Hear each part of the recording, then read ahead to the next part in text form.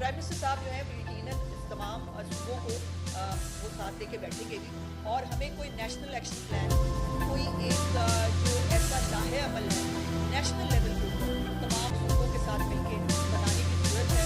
Because otherwise ये हर साल और कितनी दफ़ा हमने सैलाब से बचना है। आपके बहन जो है वो ज़लज़ले से सबसे ज़्यादा मुतासर हुआ करता है।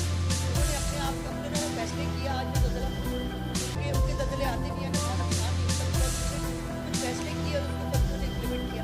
पाकिस्तान को भी क्लाइमेट चेंज से ज़्यादा इफेक्टिव है, इसको और बेहतर फैसले करने